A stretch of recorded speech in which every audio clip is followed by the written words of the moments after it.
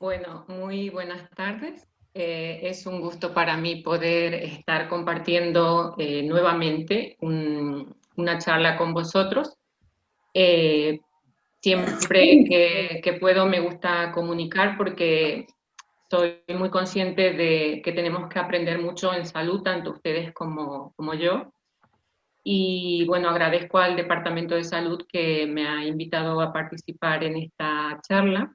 He elegido el accidente cerebrovascular porque muchas veces vemos pacientes que sufren de esto, que también es conocido como ictus, como apoplejía, como ACV, que sería la abreviatura, pero muchas veces no entendemos, aunque nos puedan explicar por algún familiar que lo esté pasando y tengamos la oportunidad de hablar con algún profesional de la salud, pero no sabemos realmente qué es lo que pasa. Y es mi intención que tengan todos conocimientos porque ya veremos la, eh, digamos, las consecuencias que trae y también aprenderemos un poco a cómo cuidar nuestra salud en este sentido para evitarlo. Para entender el accidente cerebrovascular o ictus, ocurre, como lo pueden ver en la imagen, cuando una arteria que irriga el cerebro se obstruye o se rompe, ¿no? Y al no circular sangre en el trayecto que habitualmente la arteria hace, se produce la muerte del tejido que irriga esa arteria. Y eso es lo que nos va a dar los síntomas. Y son síntomas, como aquí lo menciono, repentinos. Esta es una información que tenemos del año pasado, de diciembre, como lo pueden ver aquí, de la Organización Mundial de la Salud. Vemos en círculos blancos lo del año 2000 y en círculos de colores del año 2019. Vemos que la cardiopatía isquémica, es decir, los infartos, ocupan el primer lugar de causa de mortalidad en el mundo. Y en segundo lugar, se encuentra el accidente cerebrovascular, para que vean ustedes la importancia que tiene que aprendamos acerca de esto. Todos probablemente conocemos acerca de los infartos, pero muchas veces no tenemos en cuenta que el accidente cerebrovascular es una causa importante de muerte. En este caso, a nivel mundial, la segunda causa. Como vemos aquí, a nivel que pasa a medida que pasa el tiempo, ha aumentado desde el año 2000 al 2019. Lo mismo sucede con el accidente cerebrovascular, o sea que vamos incrementando el número de ictus a nivel mundial. Tener en cuenta que el número de casos de ictus y su mortalidad se va a incrementar en un 35% en los próximos 15 años. Estas estadísticas que les traigo aquí nos muestran también en detalle cómo va en aumento, ¿no? Esto es del año 2017, este informe ha salido en el año 2019, y vemos que a medida que pasa el tiempo, el número de la patología se va incrementando exponencialmente. En esta diapositiva podemos ver los ictus en relación con las edades, y vemos cómo hay en todas las edades, pero se incrementa a medida que aumentamos la edad. Aquí vemos en color celeste a los hombres y en color rojo a las mujeres, y vemos que inicialmente, antes de los 55 años, predomina el sexo masculino, pero luego las mujeres se incrementa el número de ictus e incluso llega a ser mayor a avanzada edad. ¿Por qué? Porque también las mujeres viven más. Por eso se registra también mayor número de ictus. En esta diapositiva quise mostrarles un poco el perfil sociodemográfico de España. Vemos que los hombres supera también en porcentaje a las mujeres. Vemos que a partir de los 65 años hay un 67,6% de porcentaje, o sea que es importante el número de esta patología a medida que aumenta la edad. ¿Qué tenemos que conocer para para pensar que podemos padecer un ictus o un accidente cerebrovascular. Hay factores de riesgo que son no modificables, que esos no los podemos cambiar y como la palabra lo dice, no se modifican. Y factores de riesgo que sí se modifican, que podemos hacer acciones para reducir su efecto. Los no modificables tenemos la edad. Ya les mencioné previamente que a medida que aumentamos la edad, aumenta el número el porcentaje de la prevalencia de esta patología. El sexo es más en el hombre, pero a medida que la mujer también aumenta la edad, también se incrementa. El haber tenido un antecedente familiar de ictus nos predispone a a poder padecer un ictus. Hay condiciones genéticas que también hacen que podamos padecer ictus. Y estos ictus, cuando hay un antecedente genético, se dan a menos edad, o sea, personas jóvenes. Y la raza, como lo he puesto ahí, hay mayor riesgo en las personas de raza negra. Entre los factores de riesgo modificables, ya sabemos que uno de los principales es la hipertensión arterial. Es modificable porque nosotros podemos actuar sobre ella y mejorar los niveles de tensión arterial. También la diabetes mellitus, que es una enfermedad metabólica que afecta a los vasos sanguíneos. Tengamos en cuenta que el ictus se produce a nivel de las arterias de nuestro cerebro. La diabetes mellitus, por un estado de hiperglucemia, hace que el endotelio vascular, es decir, como la alfombra del vaso sanguíneo, sea más susceptible a padecer el ictus. Dislipemia, también llamado hipercolesterolemia o aumento de colesterol, es otro de los factores de riesgo importante y que los podemos modificar, ya sabemos muy bien, con nuestra dieta y con nuestro estilo de vida. El tabaco también afecta a las arterias cerebrales, el alcohol y las drogas. El hecho también de haber tenido un ictus previo, podemos actuar sobre él, es decir, si ya lo hemos padecido, podemos mejorar nuestra situación, nuestro organismo, nuestros factores de riesgo, y eso ayudaría a que no se presente, lo podemos evitar. La estenosis carotidia es otro de los factores de riesgo. ¿Por qué se produce esto? Porque aumentan los niveles de colesterol y vamos haciendo que nuestras arterias disminuyan su diámetro. Y otro factor importante son las cardiopatías embolígenas. Probablemente conozcan o hayan escuchado hablar sobre la fibrilación auricular, que es una arritmia muy frecuente. Las prótesis valvulares, la estenosis mitral reumática, que se produce por haber padecido fiebre reumática y no haber sido tratado a tiempo. Uno de los, digamos, puntos donde la enfermedad reumática actúa es en las válvulas cardíacas, especialmente en la mitral. Y la estenosis mitral tiene la capacidad de hacer embolias. Un infarto reciente también nos hace propensos a padecer un ictus. Y la endocarditis infecciosa, que sería una infección producida por bacterias u hongos a nivel del endocardio del corazón. Todos estos factores podemos actuar sobre ellos. Ahora vamos a ver nuestro cerebro. Nuestro cerebro consta de dos hemisferios, uno izquierdo, otro derecho, y esto está unido por el cuerpo calloso, que es una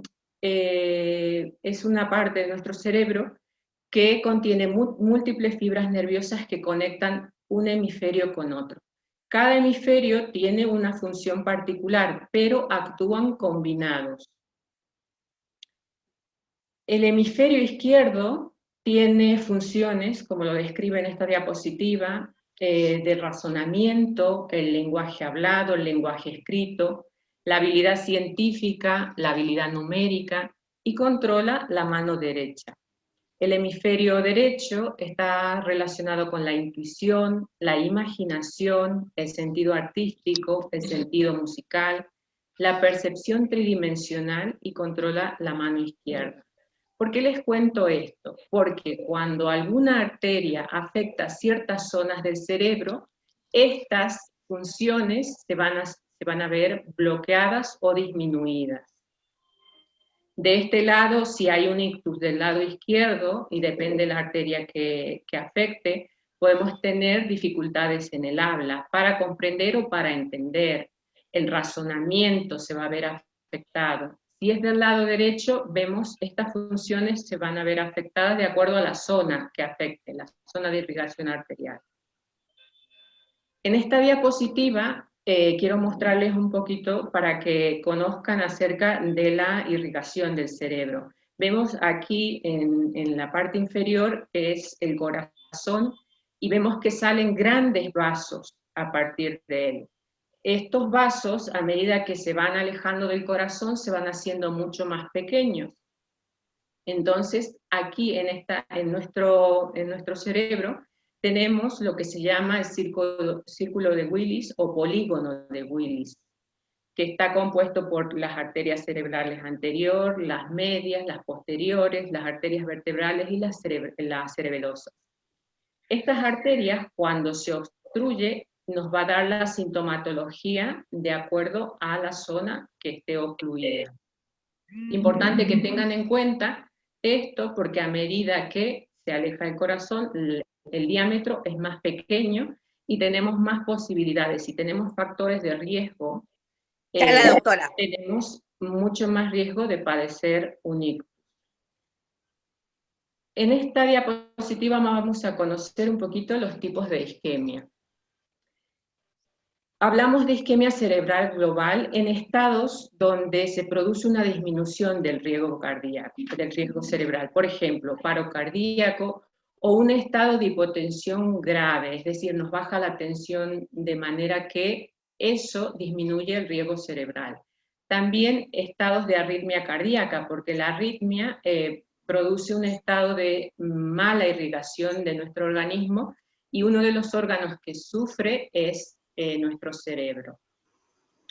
Luego tenemos la isquemia cerebral focal y entre los diferentes tipos que tenemos se encuentra el ataque isquémico transitorio, que habrán escuchado decir AIT. ¿Qué es el AIT? Es un episodio breve de disfunción neurológica y los síntomas clínicos van a durar menos de una hora.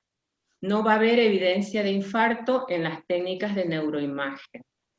A veces hay personas que notamos que tienen cierta focalidad neurológica y luego se restablece completamente. ¿Qué ha pasado aquí? La arteria se bloquea de una manera que no es total, pero luego se restablece el riego sanguíneo inmediatamente. La otra clasificación es un infarto cerebral o ictus isquémico.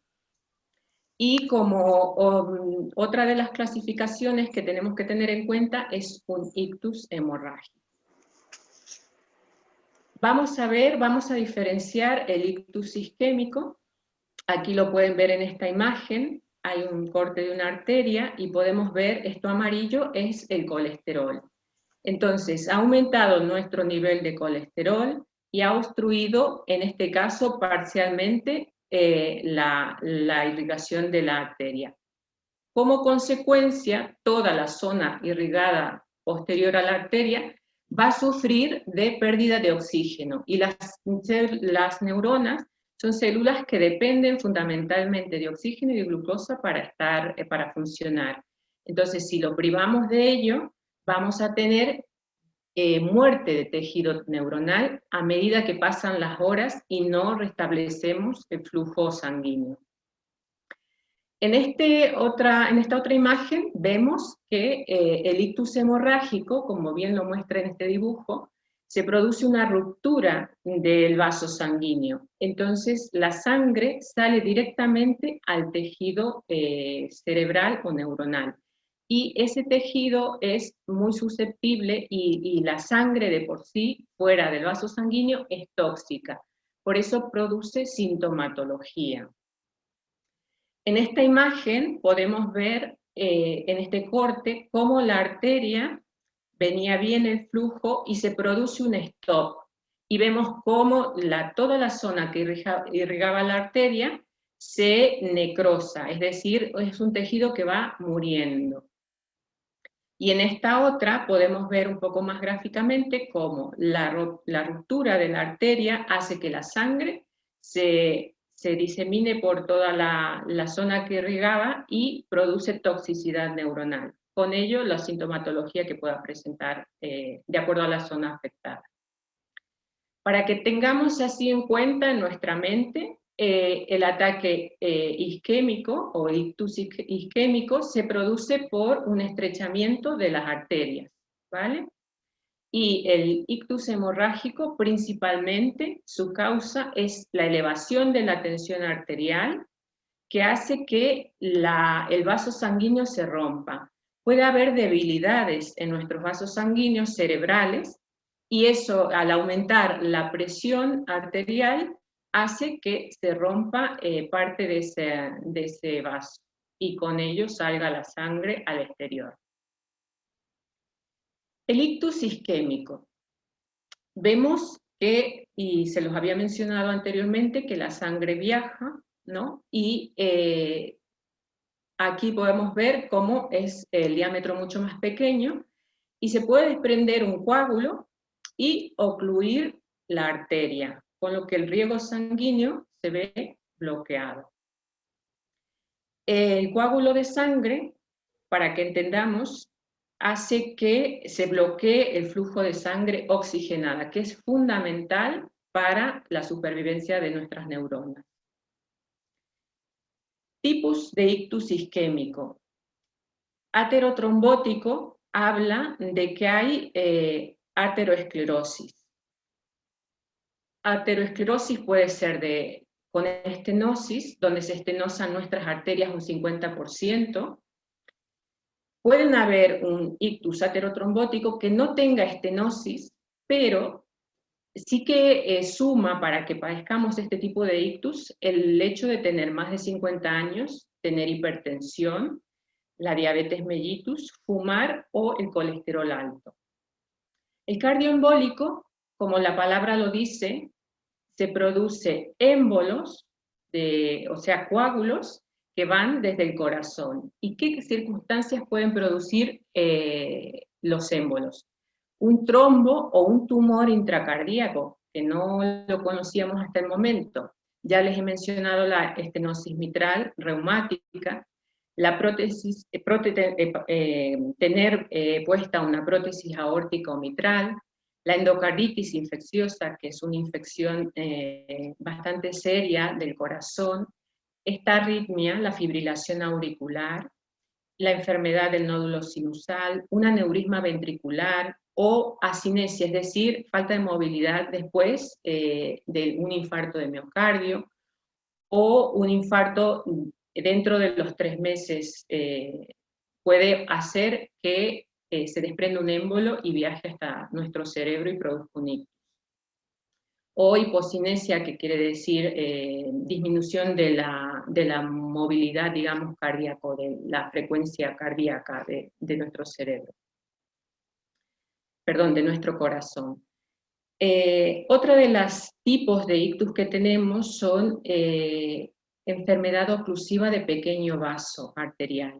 Esto produce infartos lacunares, son infartos muy pequeñitos en arterias perforantes, y esto ocasiona diferentes tipos de síndromes lacunar. Tenemos cuando hay hemiparesia motora, es decir, hay una disminución de la movilidad motora, o hay una disminución de la sensibilidad en la parte afectada, hay trastornos de la marcha, hay realmente un síndrome sensitivo donde no siento después de haber padecido este ictus, o dificultades en el habla y mano torpe.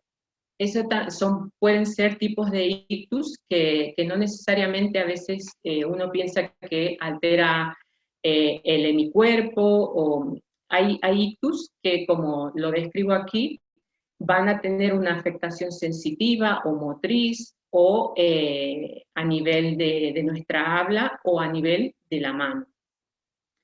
Y también hay que conocer que hay infartos cerebrales de causas raras, donde no están las causas anteriores, pero producen algunas enfermedades, infartos. ¿Qué enfermedades pueden producir esto? Las conectivopatías, el lupus, habrán escuchado alguna vez hablar sobre él, infecciones, los tumores, síndromes mieloproliferativos, alteraciones metabólicas, alteraciones de la coagulación. También otras enfermedades como la disección de las arterias, aneurismas, malformaciones arteriovenosas, trombosis venosas cerebrales y migrañas. En el ictus hemorrágico, aquí podemos ver en estas imágenes cómo se extravasa, cuando yo menciono la palabra extravasarse, es la salida de la sangre fuera del vaso sanguíneo. Aquí vemos cómo se extravasa la sangre y vemos aquí la imagen, ¿no? Así se ve en la tomografía computada. Y aquí podemos ver cómo sucede eso. Y ya les había mencionado que la sangre es tóxica para las neuronas, por eso cuanto antes actuemos siempre es mejor. ¿Qué tipos de ictus hemorrágicos tenemos? Pueden ser intracerebrales, ya sea parenquimatosos o intraventriculares, y en esto ya les había mencionado que en el ictus hemorrágico la principal causa es la hipertensión arterial.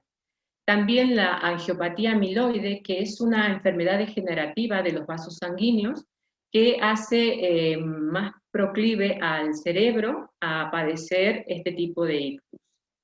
Esto se da en personas mayores.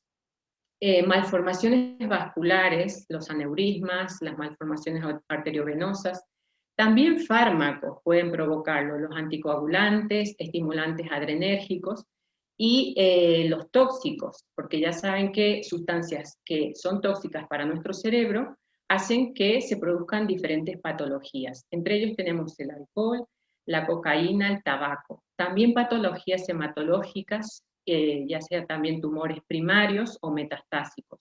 Y las vasculitis. Las vasculitis vienen por afectación de los vasos sanguíneos a nivel general del organismo. Aquí podemos ver una hemorragia parenquimatosa, donde vemos también, estos son los ventrículos cerebrales, la sangre se dirige hacia los ventrículos cerebrales, y eso también produce sintomatología. Este es un ictus importante, es de gran tamaño. Y otra de los tipos de hemorragias, de ictus hemorrágicos que tenemos es la hemorragia subaracnoidea.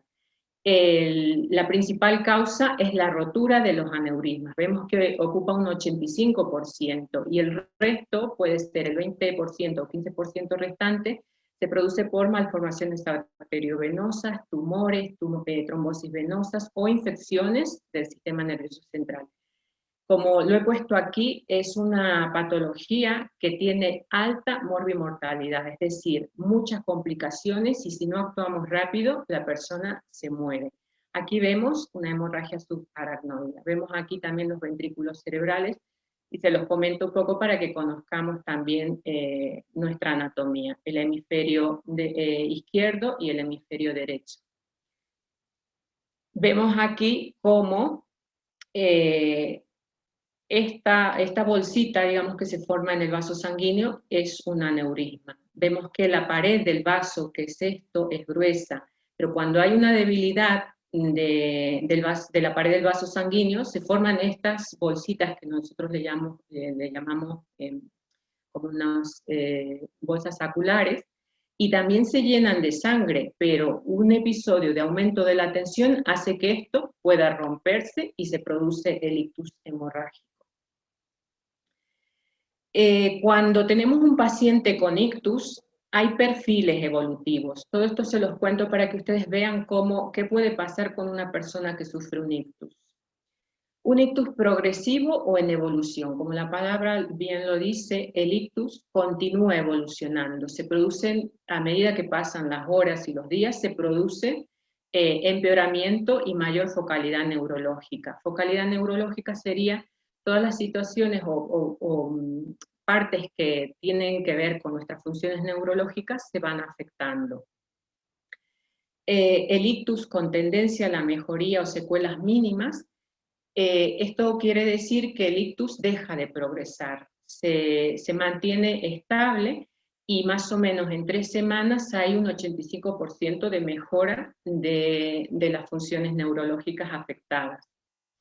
Y un ictus estable es un ictus que se mantiene igual en el tiempo. Va a depender de la zona que haya afectado y en algunos casos se clasifican en estables en 24 horas o 72 horas dependiendo de la zona que haya afectado.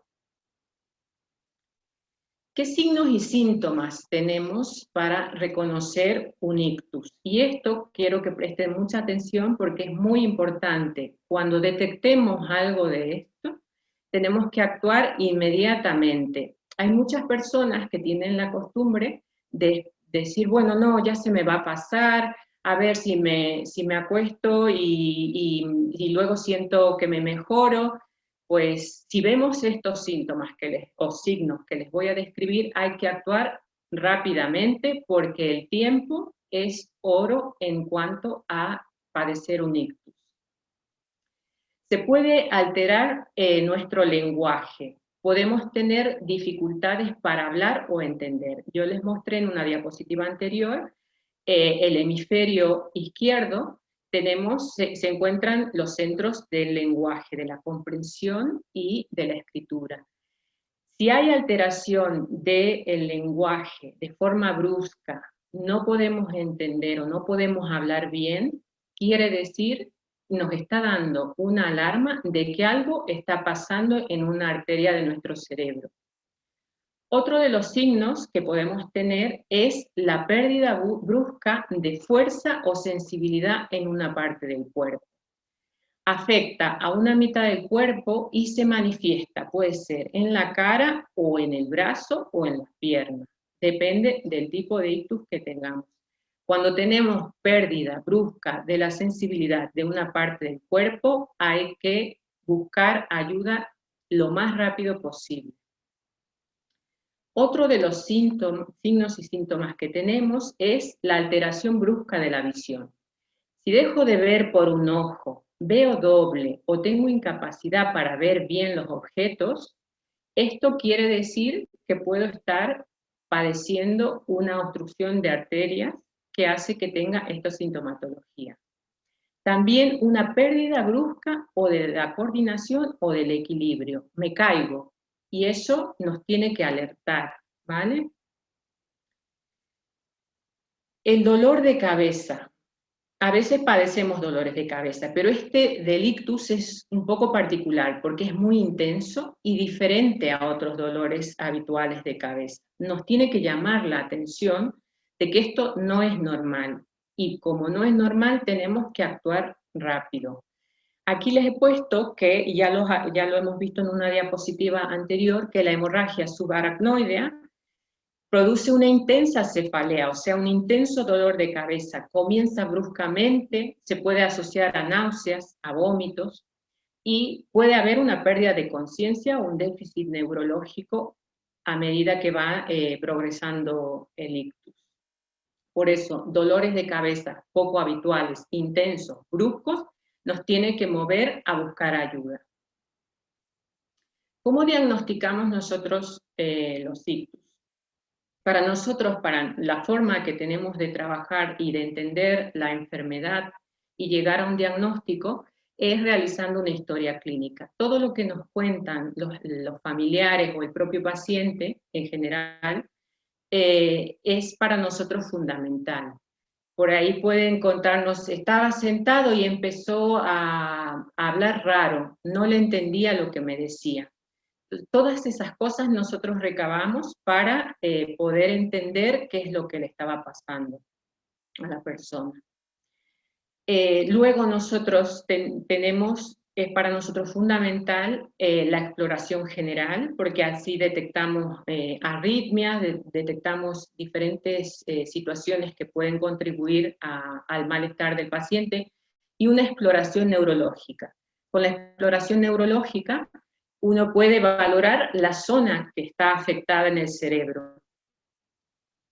Las exploraciones paraclínicas, hacer analíticas, radiografías de tórax, las neuroimágenes. Aquí en esta imagen les he puesto una radiografía de tórax. Normalmente, esto no es normal. Normalmente el corazón es mucho más pequeño, de este lado sería que el límite va por aquí, pero aquí vemos un corazón muy grande. ¿Qué me dice esta radiografía cuando yo la veo? Me dice que tiene una cardiomegalia, o sea, un corazón grande, y puede ser causado por la hipertensión o por valvulopatías. Entonces, muchas veces vemos en las radiografías calcificaciones aquí. Incluso también hacemos radiografías de los miembros inferiores y se ve cómo se calcifican las arterias. Entonces, todo eso ya nos va haciendo pensar y sumando datos para buscar causas del ictus.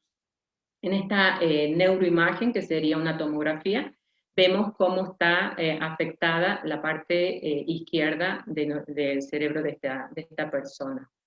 Y vemos, a diferencia del lado derecho, que se va perdiendo, digamos, todos los surcos que habitualmente tiene el cerebro. Y va haciendo un efecto de compresión. ¿Ven? Aquí esto sería un poco la forma de los ventrículos, pero vemos que aquí se pierde. Todo eso va dando sintomatología, porque todo esto va reaccionando y es como es inflamación, y el cerebro va reaccionando y es la sintomatología que nosotros vamos comprobando a medida que evaluamos al paciente. Al paciente hay que reevaluarlo diariamente cuando está ingresado para detectar si va el ictus en progresión o se ha estabilizado o en qué situación se encuentra. ¿Cuál es el tratamiento del ictus? Tenemos que entender que el ictus es una urgencia neurológica, o sea, lo que les mencionaba recién. No podemos sentarnos a esperar o pasar la noche a ver si se me pasa. No, porque el tiempo es oro en esta patología. El hecho de que nosotros acudamos rápidamente a un centro hace que mejore el pronóstico e influye en la efectividad del tratamiento. Es decir, podemos aplicar tratamientos mucho más rápido y todo depende del factor tiempo. Por eso tenemos que actuar rápido. Los cuidados generales tienen que ver, cuando un paciente está ingresado, con todas aquellas situaciones que tenemos que mejorar para que el cerebro se encuentre perfundido. La oxigenación, evitar las infecciones, la nutrición, todo eso tenemos que verificar para que el paciente pueda estar estable. Muchas veces, si no cuidamos las infecciones, por ejemplo, pulmonares, urinarias, esto puede deteriorar la evolución de un ictus. En el ictus isquémico ya habíamos visto que se ocluye una arteria, entonces tenemos los antiagregantes plaquetarios, como el ácido acetilsalicílico o aspirina, que en algunos pacientes se puede usar eso, o el clopidogrel o el triflusal. Esto va a depender un poco de las características del paciente. Inicialmente usamos la aspirina, pero si el paciente es intolerante pasamos al clopidogrel, o si se siguen produciendo ictus pasamos al clopidogrel o al triflusal. Va dependiendo un poco de las características que tengamos del paciente.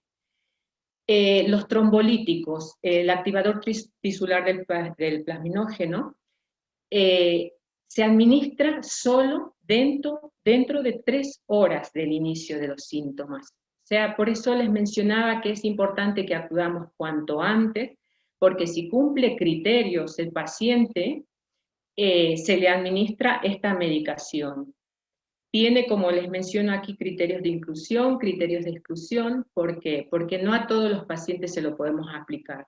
Hay pacientes que van a cumplir criterios y otros que no. Los que no tienen que ver con haber padecido un ictus recientemente o haber padecido un infarto, porque tenemos que tener en cuenta que esta medicación rompe los coágulos y nos va a dar mucha más tendencia al sangrado si tenemos una patología previa que ya de por sí nos favorecía el sangrado. La trombosis venosa cerebral, utilizamos la heparina, la heparina, digamos, normal, luego tenemos la heparina de bajo peso molecular, que esta se aplica por vía subcutánea, esta se aplica por vía intravenosa, y posteriormente los antagonistas de la vitamina K, como son el Sintrón, que muchos habrán oído acerca de él. Y la hemorragia intracerebral, aquí es importante estabilizar al paciente, los niveles de tensión, mejorar la función cardíaca, respiratoria. Aquí los pacientes suelen tener tensiones muy altas, pueden llegar incluso a 200 de tensión arterial sistólica, pero no estrictamente tenemos que bajarla a 120. En estos casos se baja a un nivel óptimo que pueda mantener también la irrigación cerebral, mantener un equilibrio y prevenir las complicaciones, un equilibrio del organismo, ¿no? De todas las funciones vitales del organismo.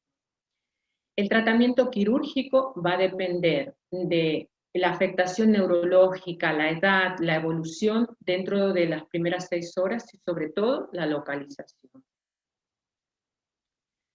La hemorragia subaracnoidea, ¿cuál es el tratamiento? Puede ser quirúrgico o vascular. Vemos en esta imagen aquí las arterias, ¿no?, cerebrales, y aquí vemos un aneurisma.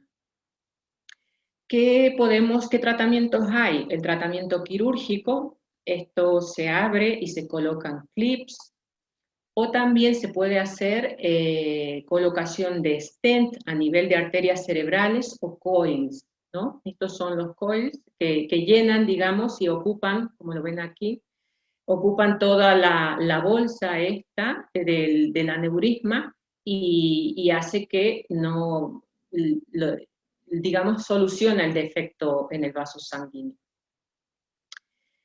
Esto es un acrónimo donde está inicialmente en inglés, pero nos quiere decir que tenemos que ser rápidos.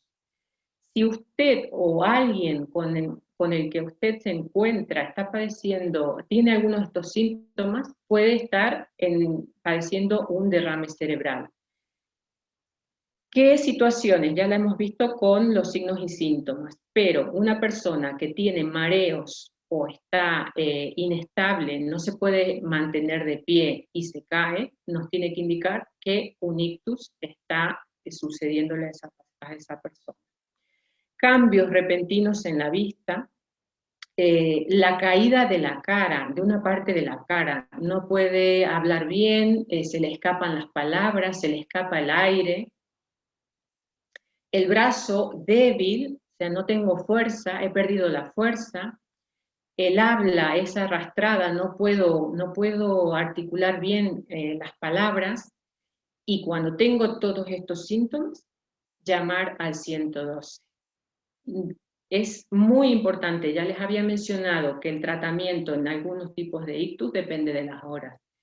Si somos rápidos, puede que la persona se beneficie, pero si dejamos pasar el tiempo, vamos a sumar complicaciones y eso se traduce en mayor complicaciones a nivel después de haber padecido el episodio agudo. O sea, muchas más pérdidas funcionales y luego más utilización de recursos. O sea, todo es mucho más complejo si no actuamos rápido. Como lo pongo aquí, el tiempo es esencial si tiene un derrame cerebral. Buscar atención inmediatamente. Ya hemos visto entonces la patología en sí, pero ahora nos surge la pregunta, bueno, yo la verdad no quisiera que me pasara esto. Entonces, ¿qué podemos hacer para prevenir el accidente cerebrovascular o ictus? En esta situación tenemos que ponernos a pensar en nuestro organismo, en nuestras patologías, en cosas que hacemos, en nuestros hábitos y tomar decisiones. Una de las principales decisiones que tenemos que tomar es la modificación de los factores de riesgo. La hipertensión arterial ya vimos que es un factor de riesgo y es independiente para la presentación de un ictus o la recurrencia, es decir, que volvamos a tener un ictus. Si no tratamos los niveles de tensión arterial, aunque hayamos padecido un ictus, podemos padecer otro. Por eso tenemos que actuar, controlar nuestros niveles de tensión, ya sea modificando nuestros hábitos o también con medicación. La fibrilación auricular es la arritmia que produce embolismos al cerebro. Aquí vemos, con un simple electrocardiograma nos damos cuenta si tiene esta patología y nos hace pensar que puede ser un ictus cardioembólico. Esto es un ritmo sinusal normal y esto se produce cuando tenemos esta arritmia. Vemos que es muy irregular. Aquí todo es regular, tiene la misma forma, aquí entra a ser irregular.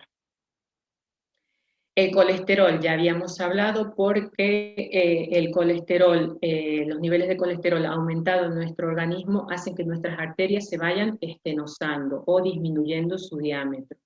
En algunos casos se ocluyen por completo, ¿vale? La diabetes tiene mayor predisposición a padecer la arteriosclerosis, también la hipertensión, la obesidad y la dislipemia.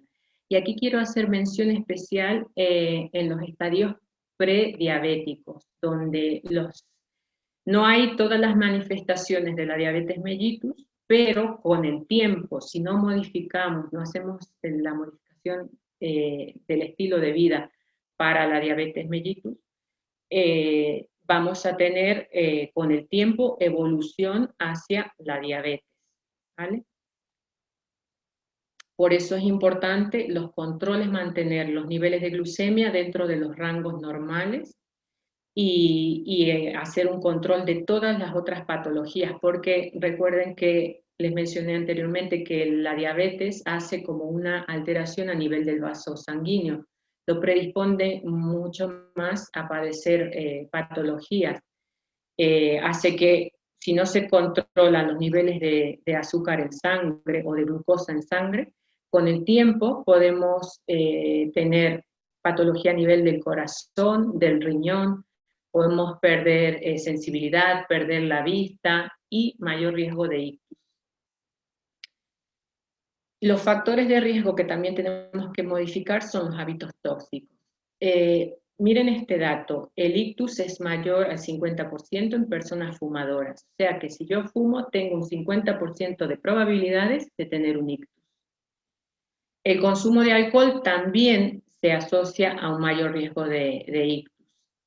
Y el alcohol, uno diría, pues no, yo tomo y no me hace nada, pero hay que tener en cuenta que es un importante riesgo de hemorragia subaracnoidea, junto con la hipertensión arterial.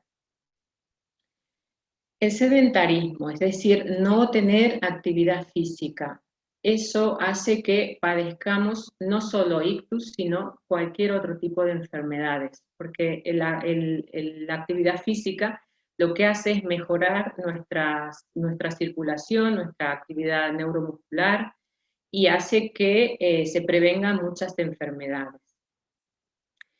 La hiperhomocisteinemia se relaciona con el desarrollo de aterosclerosis, o sea, aumento de los niveles de colesterol o el colesterol en nuestras arterias. Se relaciona con enfermedad vascular, esto quiere decir con un infarto o con angina de pecho o con un ictus. ¿Qué nos ayuda a mejorar los niveles de homocisteína? La vitamina B6, B12 y el ácido fólico, tan fácil como eso. Los alimentos de hojas verdes tienen muchas de estas vitaminas, ¿vale? Cambios en el estilo de vida sería otra de las cosas sobre las que tenemos que actuar. El ejercicio físico. El ejercicio físico mejora nuestro sistema cardiovascular, musculoesquelético y el cerebro y nuestra memoria.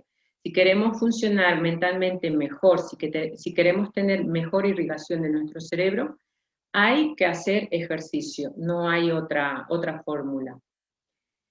¿Qué hace el ejercicio físico con nuestra situación de estrés? Disminuye el nivel de cortisol. El cortisol es la principal sustancia que tiene que ver con nuestros niveles de estrés. El estrés tenemos que tener en cuenta que va a interferir con nuestra memoria y altera también la función del hipocampo. Tenemos que cuidar mucho las funciones de nuestro cerebro para que no interfieran con nuestra memoria.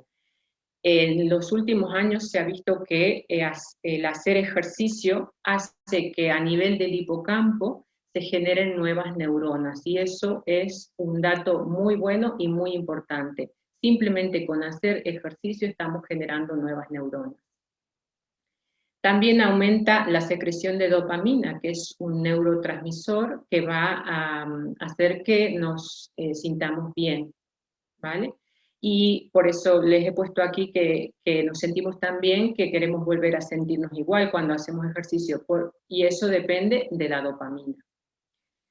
El cerebro, cuando hacemos ejercicio, va a recibir más cantidad de triptófano, lo recibe de nuestro intestino, y eso hace que se incremente en nuestro cerebro la producción de serotonina, y eso hace que nuestro ánimo esté mejor.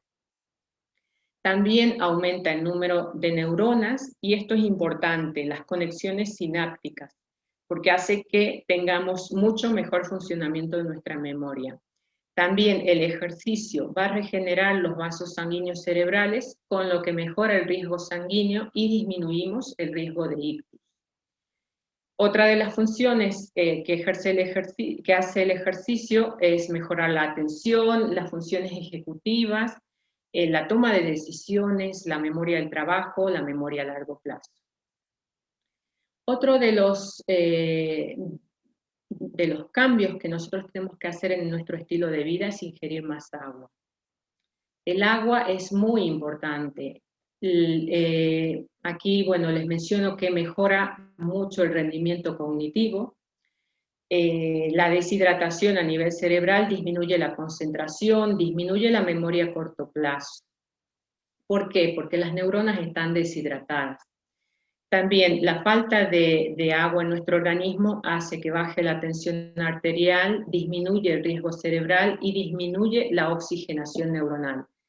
Tienen que recordar que las neuronas, para funcionar bien, necesitan tanto de oxígeno como de glucosa. La glucosa se obtiene de todos los alimentos que ingerimos, se degradan a glucosa, ya sea los hidratos de carbono, las proteínas, todo se degrada a glucosa, porque es la forma que tiene nuestro organismo de introducir energía en nuestras células. Dormir es muy importante para mantener la higiene de nuestro cerebro. La higiene del cerebro se realiza mientras dormimos, se autorregula, se eliminan células que ya no cumplen ninguna función, mejora nuestra memoria, mejora nuestra capacidad de recordar, mejora la forma de almacenar la información. Por eso es importante que tengamos en cuenta que si estudiamos, siempre para que se consolide nuestra memoria hay que dormir. Y luego la repetición, ¿no? Para que pueda luego el cerebro volver a recuperar esa información. Y todo esto lo hace el sueño. En alguna otra charla les hablé acerca del sueño. Aquí mencionaré rápidamente algunos puntos. Nuestro sueño se clasifica en sueño no REM y REM. REM quiere decir movimientos oculares rápidos. El sueño no REM ocupa las etapas 1 a 4 de nuestro sueño, y el sueño REM la etapa 5. A medida que progresamos de la 1 a la 5, nuestro nivel de descanso va siendo mucho más profundo. El cerebro descansa, se regenera en la fase REM, es decir, la última fase. Todas estas fases se producen aproximadamente entre 5 y 6 veces mientras dormimos. Y eso dura más o menos 90 minutos. Entonces, si hacemos los cálculos, tardamos en cumplir 5 o 6 fases del sueño no REM y REM en 7 horas y media u 8. Por eso se aconseja 8 horas de descanso, porque así el cerebro se recupera. En la fase REM es donde soñamos, ¿vale? Entonces es importante que corrijamos nuestras horas de sueño para que nuestro cerebro se pueda, digamos, como reeditar, ¿no? Mejorar sus funciones, eliminar lo que nos sirve. Incluso se está viendo que tiene mucho que ver con la prevención de algunas enfermedades cerebrales. En la enfermedad de Alzheimer, la pérdida de tejido cerebral porque no dormimos. El no dormir también altera nuestro sistema inmune, nos hace más proclives a padecer diabetes o hipertensión y los ictus. Así que es importante que hagamos una buena higiene del sueño. Otro dato importante que quiero traerles es que nosotros nos preguntamos, bueno, ¿qué hago para nutrir mi cerebro? Pues todo lo que entra en mi intestino nutre mi cerebro. ¿Cómo se comunica nuestro cerebro con el intestino? Por 3 vías: el sistema inmune, los vasos sanguíneos y el plexo nervioso. El intestino, presten atención a este dato, se encarga del 100% de los nutrientes que se incorporan en la sangre, incluyendo los nutrientes que van al cerebro. Hay una comunicación directa entre la microbiota intestinal, ¿por qué? Porque allí se elabora en nuestra microbiota de nuestro intestino sustancias que van directamente a nuestro cerebro. Si nuestra dieta es mala, todo eso va a nuestro cerebro y nutre nuestras células cerebrales, que son las neuronas. Hay nutrientes específicos que ejercen efectos positivos en el cerebro y en la memoria. Habrán escuchado hablar de los ácidos omega 3, los poliinsaturados, el omega 3, omega 6, la cúrcuma. La cúrcuma se ha visto, se han hecho muchos estudios y ya lleva años, donde se utiliza la cúrcuma para mejorar pacientes con demencia o deterioro cognitivo, que sería una fase inicial de la demencia. También el resveratrol, que se encuentra en la cáscara de la uva, es un poderoso antioxidante y muy importante para nuestro cerebro. También las vitaminas A, habrán escuchado que la vitamina A mejora la función visual. El complejo de vitamina B es fundamental para el cerebro. La vitamina E, la vitamina D, que tiene mucho protagonismo últimamente porque se está viendo que no es simplemente una vitamina, sino una hormona, porque se ha visto que tiene receptores en todo nuestro organismo y en nuestro cerebro especialmente ayudaría a las funciones cognitivas. El yodo y el zinc. El zinc también es otro poderoso mineral que ayuda a las funciones de nuestro cerebro. Y también tiene que ver con las funciones inmunológicas. Tener en cuenta que la microbiota, que son los microorganismos que se encuentran en nuestro intestino y que procesan también todo lo que comemos, influyen, según como nosotros la tengamos, si la tenemos equilibrada, en buen estado, influye en la memoria, el aprendizaje, el equilibrio emocional y la conducta. Si la alimentación es mala, pues también va a ser más proclive a desarrollar enfermedades mentales. ¿Por qué? Porque muchos neurotransmisores se originan en nuestro intestino. Y si tenemos déficit de ellos, vamos a favorecer mucho más las patologías psiquiátricas. Esta es una imagen muy interesante, es muy compleja, pero es de un artículo muy reciente que me parece muy interesante y se los quería compartir. Vemos la relación que tiene el cerebro con nuestra microbiota. Aquí vemos en esta parte interna del círculo todos los mecanismos por los cuales ejercen estos efectos, que son mecanismos complejos, simplemente que lo sepan, y vean cómo influye nuestra microbiota en nuestro cerebro, en malformaciones cerebrales como los cavernomas, la ateroesclerosis, que hemos mencionado como factor de riesgo, también de los ictus. El ictus en sí influye en nuestra microbiota. También influye el estado de nuestra microbiota o de nuestro intestino en la esquizofrenia, la enfermedad bipolar, el estrés, la ansiedad, la depresión, el autismo y todos los desórdenes del espectro autista, la esclerosis lateral amiotrófica, la esclerosis múltiple, la enfermedad de Alzheimer, la enfermedad de Parkinson y los aneurismas, para que vean cómo podemos actuar si actuamos en nuestra alimentación y secundariamente mejoramos nuestro estado intestinal, mejorando nuestra microbiota, influye en nuestro cerebro. En todas estas patologías vemos que como regulando nuestra microbiota se pueden desarrollar o disminuir o no aparecer estas patologías. En este artículo, en especial les voy a mencionar la relación que tiene el cerebro con la microbiota. Cuando tenemos un ictus, la comunicación es bidireccional, es decir, lo que se altera la microbiota, nuestro intestino va a influir en el ictus y el ictus va a influir en nuestra microbiota. A través de la comunicación que hay entre el intestino y el cerebro se pueden desarrollar enfermedades vasculares cerebrales, el ictus, la aterosclerosis, los aneurismas, las malformaciones cavernosas, como lo mencioné anteriormente. La inflamación va a participar en el desarrollo del ictus de manera independiente en estadios tempranos del ictus y cuando se inicia la etapa de reparación. Por eso es importante, cuando hacemos los cuidados generales de pacientes con ictus, es mejorar la nutrición.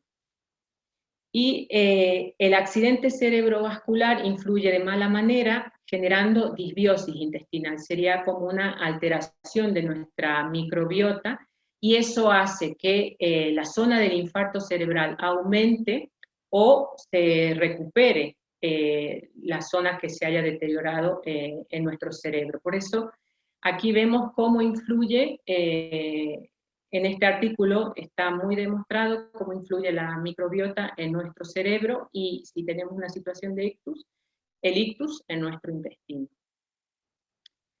Tenemos que pensar qué es lo que ponemos en nuestro plato diariamente. Si alimentos ricos en colesterol o tenemos una dieta cardiosaludable o cerebro saludable. Todo lo que influya o todo lo que utilicemos para proteger nuestro corazón está protegiendo también nuestro cerebro. Entonces, tenemos que analizar qué tipo de dieta tenemos y si hay necesidad de hacer cambios, hay que hacerlos. El estrés crónico es otro de los factores que influye en nuestro cerebro.